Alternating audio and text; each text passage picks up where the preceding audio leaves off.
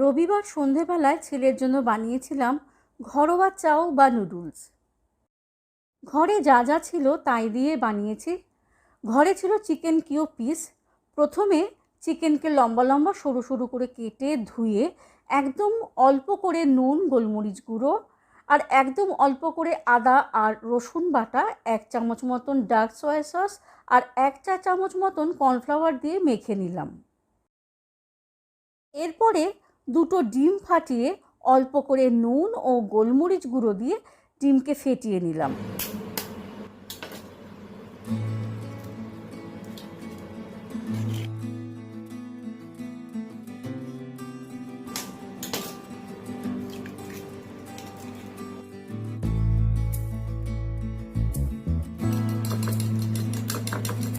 আর ওইদিকে গ্যাসে কড়াই বসিয়ে বেশ খানিকটা জল দিয়ে তার মধ্যে অল্প করে নুন দিয়ে দিলাম।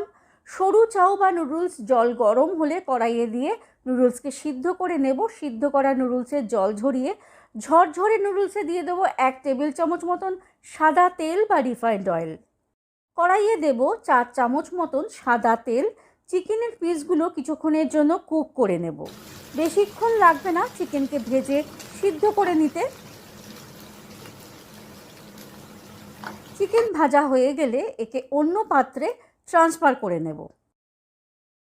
কড়াইয়ের যে তেল আছে তাকে কমিয়ে নিয়ে দুটি ডিমকে যে ফেটিয়ে রেখেছিলাম তার ভুর্জি বানিয়ে নেব।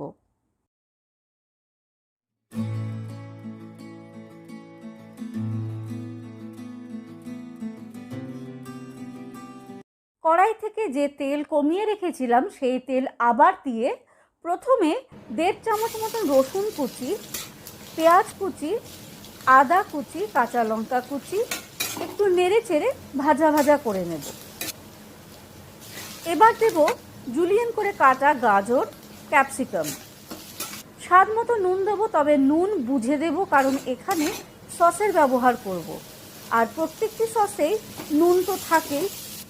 এবার দেবো অল্প করে বাঁধাকপি কুচি,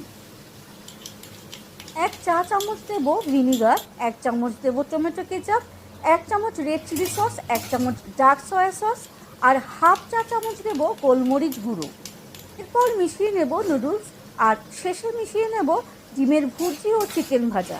হয়ে গেল ঘরে বানানো সন্ধেবেলার টিফিন।